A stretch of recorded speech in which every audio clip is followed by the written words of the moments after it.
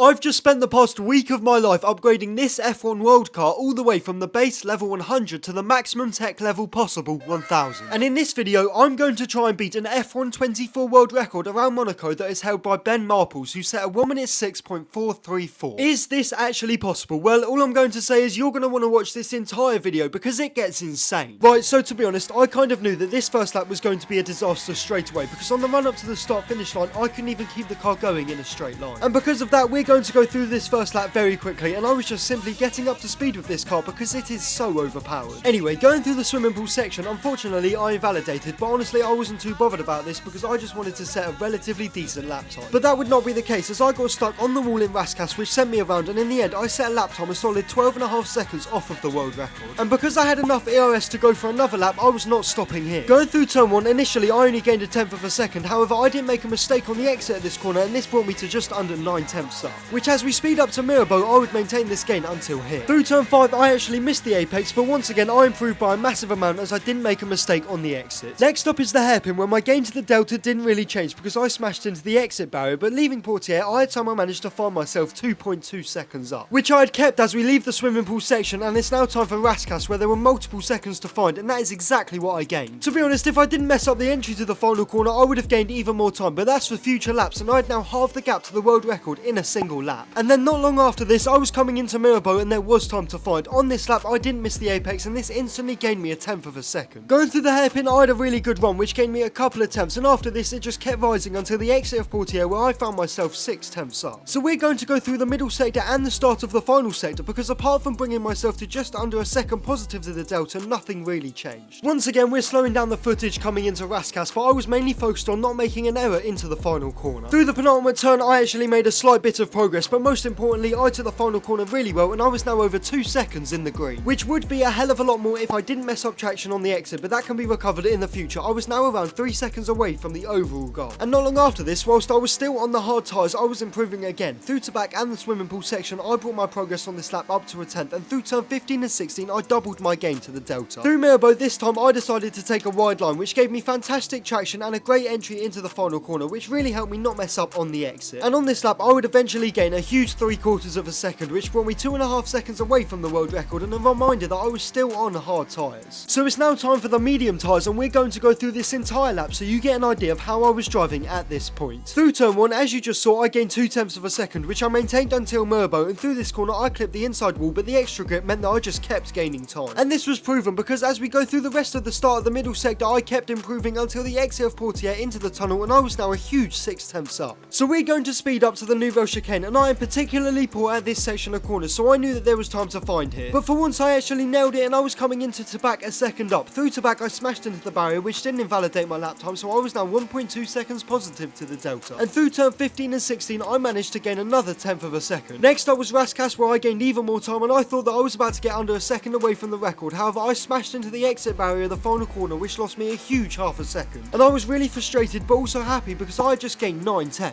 So after this, I didn't make any more progress on the medium tyres, so I jumped straight to the soft tyres as I knew that I was guaranteed to make even more progress with the extra grip. First up was turn 1, and I had such a good run, which by Massenet I was already 2/10 up, and going through turn 3 and 4, I had a brilliant run, so I was now 3.5 tenths up coming into Mirabeau. So for once through this corner, I didn't hit the inside barrier, but somehow even after going through the hairpin, I hadn't managed to gain any time. After this was turn 7, where I improved by another 2/10 of a second, which initially I lost on the exit of Portier, but I managed to gain it back going through the tunnel.